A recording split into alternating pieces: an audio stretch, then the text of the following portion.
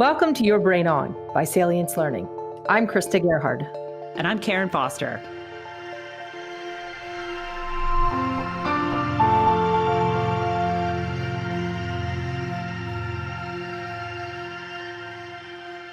Karen, Happy New Year. Happy New Year. Yes, we made it. Welcome to 2021, Karen. Well, it just feels great. Let me tell you that. That is definitely true. How was your New Year's? I have to say, it was quiet. It's also my husband's birthday on New Year's Eve, so it had an extra special feeling this year. It was a very family-oriented New Year's Eve and a good one. We lit Chinese lanterns with some of our nice. neighbors outside as a way to say goodbye to 2020 and enter into 2021. That was a nice new special tradition that we had. Oh, very nice. Very cool. That's I'm sure it was beautiful too to just see them all sort of rise up and glowing through the night. How Yes, fun. it was lovely. How was your New Year's Very Eve? cool.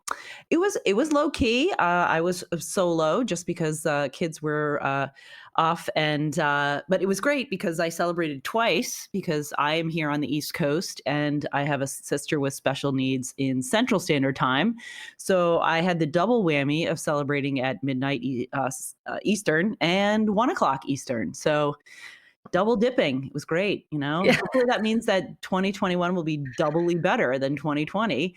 Yeah, so well, it's all good and ready to dive in here and think ahead and yet at the same time kind of think back and think about, all the things that those of us, breathing and living through 2020 really felt and experienced. What do you think were your top 3 lessons, Krista?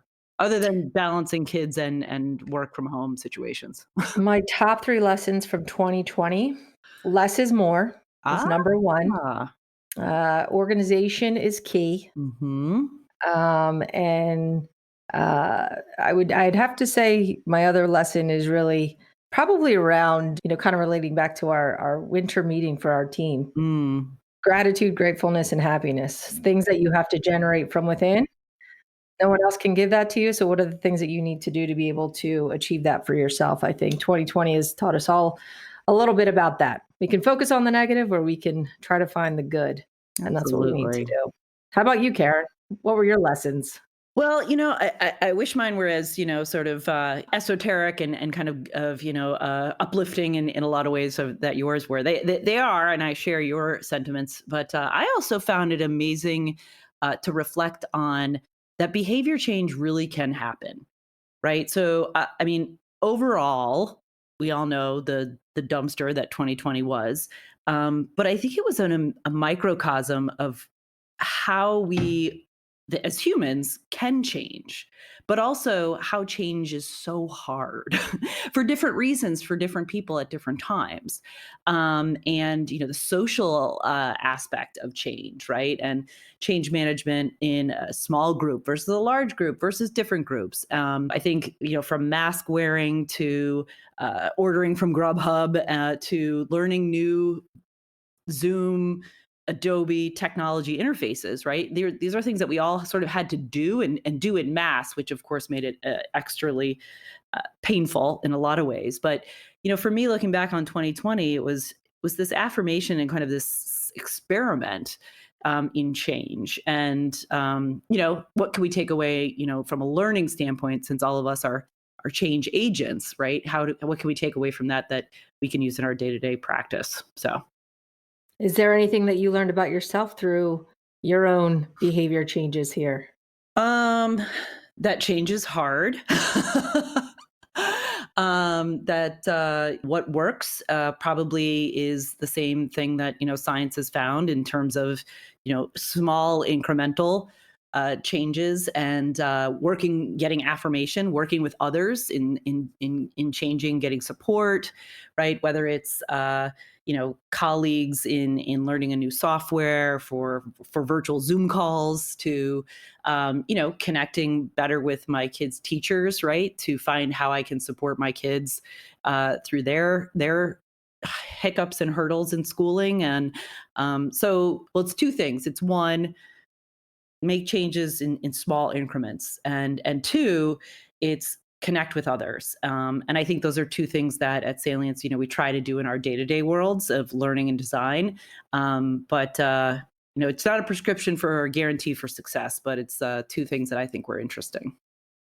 Absolutely. I mean, I think that definitely is a theme, one we've seen not only personally but also professionally. We've seen our Mm. clients evolve and also change a lot of behaviors and habits that they probably weren't ready to unless we had a global Mm. pandemic on our hands. So while some change is gradual, I think 2020 showed the importance of a disruptive event and how that can quickly change things, Mhm. Mhm. whether we like it or not. But I think everybody rose to the occasion. I think that's the one thing we walked away with. Um, Definitely thinking about how much time we spent in travel to live events, and now how much time we spend in one place. Yeah, no, and I mean, it's the value of face-to-face learning, right? So the idea that is what is the human condition give us that when we're together, right? That helps not only each other learn new things and grow, but I think some of us were feeling like, hey, I just miss interactions even with kind of not strangers, but hey, the barista here and or the doorman or the security person, and maybe people that you don't have a deep rooted kind of relationship with, but those interactions are still really rich and make up for our total experience. So Yeah, a personal hug goes a long way. I think we all need them for 2021. As soon as we all get that vaccine, I'm looking to high five and hug a lot of people out there. absolutely, absolutely. Yeah. So yeah. So turning to 2021, what do you kind of see as the trends? What have you been hearing from the clients and thoughts about that? I would say that I think the virtual engagement is here to stay. So we need to start, ensuring as we did in 2020 and continue to help support them in developing their virtual customer engagement presence, their ability to connect, to do their job remotely. I think that's definitely a hot topic that started in 2020 and will continue through 2021. Yeah, yeah, absolutely. And I mean, I think it's from commercial to medical, right? Having an impact and with the customer virtually. I think all of us learned over 2021 that virtual is not the same as being face to face. There are some nuances that are lost, and there's certain options that are just not available in a virtual environment. So I totally agree that I think the number one thing is virtual customer engagement is here to stay, and what are those capabilities and skills that those teams need to be effective and have an impact to help patients. Yeah. I mean, I think if we stay on that same theme and we think about our medical colleagues as well, they have traditionally always been responsible for educating the broader medical community. And it's a tough job, and data is heavy. Evidence can be robust. And when you have a 15-minute virtual window, how do you make that as engaging and impactful as possible? I think one of our fondest memories is really helping medical professionals understand the purposes and the value of adult learning. And one of the benefits that education and learning, development vendors can bring to medical field teams in the way they communicate with others. I think that is huge, and we look to continue helping our medical colleagues in that area. Yeah, absolutely. I think after that, the number one of virtual engagement skills, number two of medical teams gaining more adult learning concepts, cognitive science, and how they present information, whether it's how they're learning in their own professional growth and development, or how they're imparting knowledge or information to those KOLs uh, across the world in their virtual engagements. Absolutely. So number two, adult learning in medical, giving them the opportunity to see the value, and perhaps we have on our side the fact that some of those medical professionals, right, have been home with their kids and seeing their maybe K-12 virtual engagement, being about breakout rooms. I know my seventh grader is in breakout rooms all the time and having discussions, engagements, and so hopefully that trend of getting adults active in their learning, getting them taking number two of adult learning in the medical field, growing and moving up in 2021 will be interesting to see. If I think back to your lesson from 2020, and I think about the behavior change and what so many of Mhm. our workshops were around, which Mhm. was about modeling the behavior that you want to Mhm. see on the other side of a computer screen. So there was a big challenge around doctors don't want to turn on the cameras. Our clients don't want to engage. So we have the choice. We can either respond in the way that they are acting, or we can model the behavior and hope that they come along with us. I think that's an interesting one where modeling the behavior we want to see in others is also another lesson. Absolutely. Modeling is, and it goes back to that social need for, when we all are influenced and, have to engage with each other.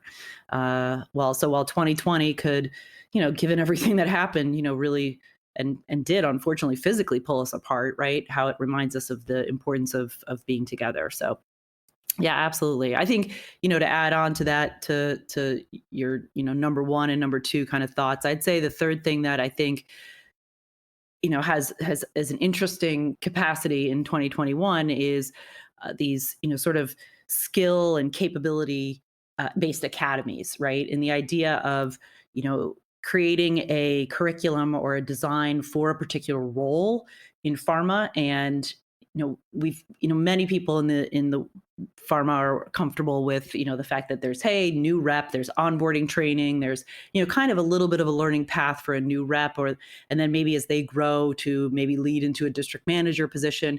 But what about all the other roles across the organization, and the opportunity to create very compact, skill based roles with technology that allow a lot more data capture and evidence and personalization, and almost adaptive learning. And so number three, I think for 2021 is going to be the opportunity to really expand the idea of what does a good learning path, learning experience look like for a variety of roles across pharmaceutical organizations, not just perhaps that professional representative or the district manager, but looking at learning and development professionals, market access account executives, medical teams, thinking about what are their skill sets and learning paths look like to continue their development, which loops back into what you mentioned is kind of the number one point of these virtual capabilities and these virtual engagements. So blending those into that technologically, or the technology path, is really going to be interesting to see what takes off. Yeah, I agree. I mean, I think everybody's trying something new, right? When you're sitting there at Mhm. home and you've got some free time on your hands, I think everybody took more LinkedIn learning classes and online. They Mhm. probably that LMS was probably used more so in 2020 than at any other time in the life science industry. I would say yes, and because those we took LinkedIn learning classes as well. People are hopefully maybe saw opportunities for those types of delivery systems and that type of content to be even more specific and relevant to their jobs, right? Mhm. So it's one thing to take a kind of a generic coaching module, maybe, but it's another thing to take a senior executive director market access individual take a coaching to market access account executives course, right? And so it becomes the need for some of that more personalized approach to learning and content. And so it's exciting. It's going to be exciting to see what comes forward in 2021, and a lot of things of these things we'll talk about on our what our listeners can look forward to and hear on Your Brain On. So we're really excited to bring many more people to you in 2021 on this podcast that are part of the Salience family and share their expertise and their take on what's happening and how to drive learning to improve patient care in the pharmaceutical industry. And so here's a little taste of who you could expect over the course of 2021 on Your Brain On. Hi, my name's Marcy Lancy, Client Services Manager. One of the trends I see in the learning and development space for 2021 is more demand for on-the-job learning experiences and development versus traditional training. This would include self-reflection, critical thinking questions, and a mentor or coach that can help that person apply what they learned during the on-the-job experience to their current role and continued self-development to progress to whatever goals that they have. Hi, this is Debbie Deal. I'm a learning architect here at Salins Learning, and I believe that 2021 will be a year focused on reskilling. In 2020, we learned we can adapt and be agile, and this confidence brings optimism to learn new skills that will really move us from just surviving the year to really thriving in 2021. Deloitte's Global Human Capital 2021 survey of executives listed the ability to reskill and assume new roles as a top factor for success in the new year. As an L&D professional, I find this really exciting and will be focused on supporting my learners' efforts to learn how to learn and looking to answer the key question, how can we better support self-directed learners? I'm Iris Hill, Client Services Lead at Salience Learning. In 2020, we have seen pharmaceutical executives make a quick transition from routine face-to-face meetings to virtual engagements. Sales reps and market access executives were forced to be creative and flexible on how they initiate and maintain stakeholder relationships. In 2021, critical thinking skills will continue to be in great demand and prove to be a necessary skill to effectively navigate and communicate in and outside one's own organization.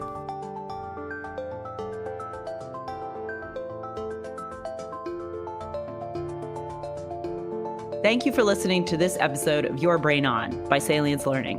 Please subscribe to us on Apple Podcasts, Spotify, or wherever you listen to podcasts.